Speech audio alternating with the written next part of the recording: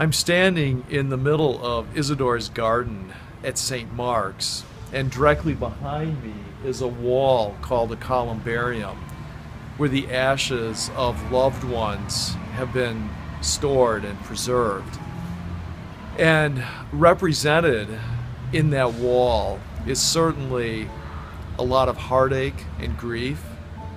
People who have died after battling long cancers, people who have died suddenly and unprepared, children who have died leaving grieving parents, and children who have grieved dying parents. And it reminds us that life is hard and that death is a constant companion. We only have to open up the morning newspaper to be reminded of that.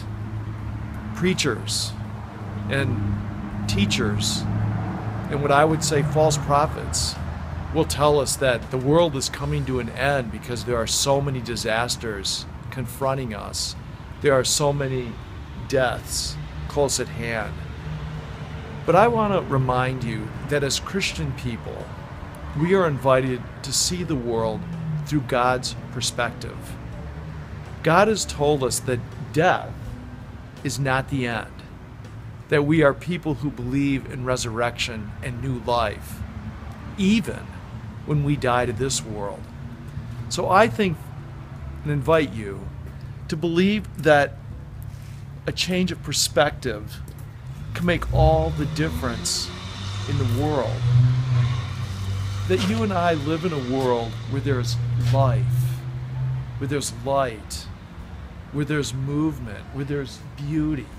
I'm standing behind me now looking at the offices to the school and the church, which are day in and day out filled with the sounds of children and people coming and being served and going back out into the world to serve the world in which they live.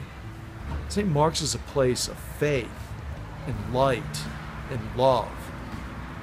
And my perspective, and I pray your perspective, is that you see the world through God's eyes and you rejoice in its beauty.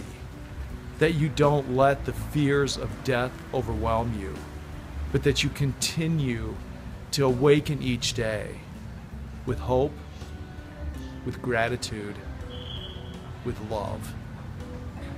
I'll see you Sunday.